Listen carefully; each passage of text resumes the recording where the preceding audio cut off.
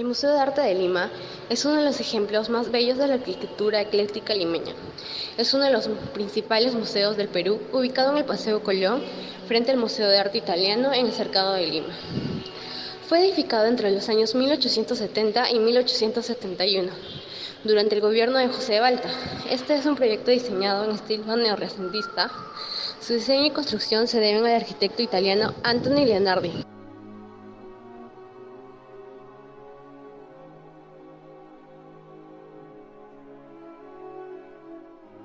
La colección de obras de Francisco Lazo, procedente en su mayor parte de la donación Memoria Prado, es una de las más completas en existencia. Lazo fue el primer pintor que intentó crear una tradición pictórica local en base a las tradiciones académicas europeas en las que había sido entrenado.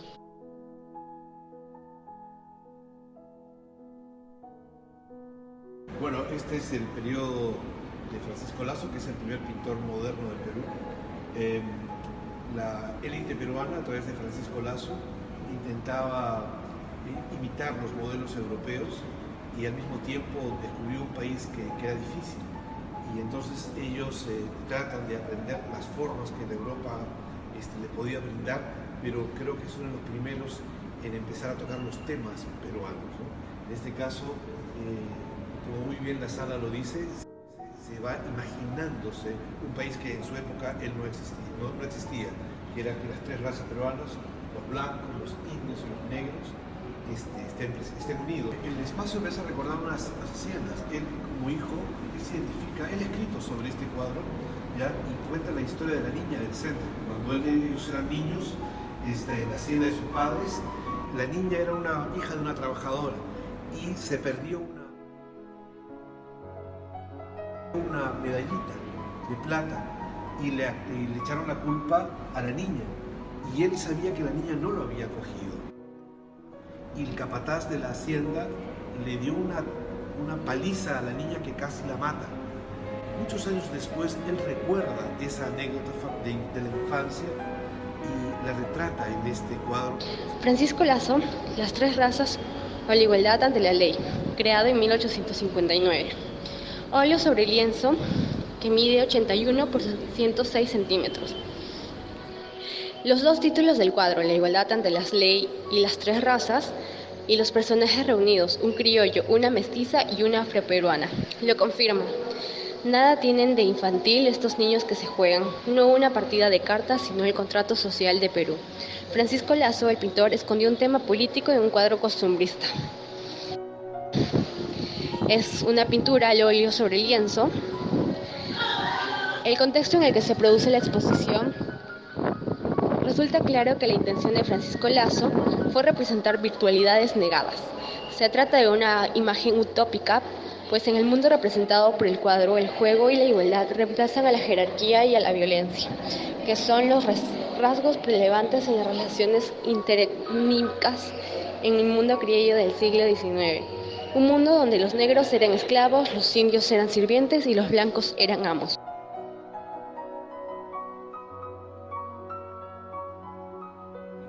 Fernando de Cislo, nada menos, o sea, hace poco nos ha dejado uno de los grandes artistas. Fernando de Cislo. En 1951, Fernando de Cislo presenta su primera muestra de cuadros abstractos en Lima. El arte abstracto es una de las manifestaciones más importantes en la historia de arte moderno y surge a inicios del siglo XX en Europa. A pesar de su corta duración, implicará una ruptura radical con el arte anterior. El arte abstracto renuncia a toda forma reconocible y, por tanto, a la función de la pintura como espacio de representación. Este estilo afirma los valores puramente formales y realiza específicamente los aspectos cromáticos y estructurales.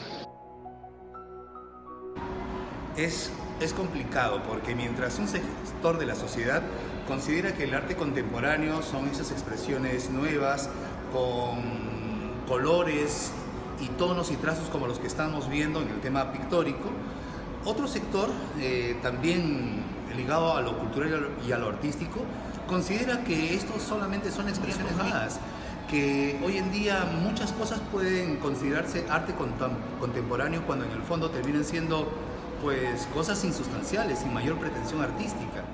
De Fernando de Cislo conozco obras que me han emocionado.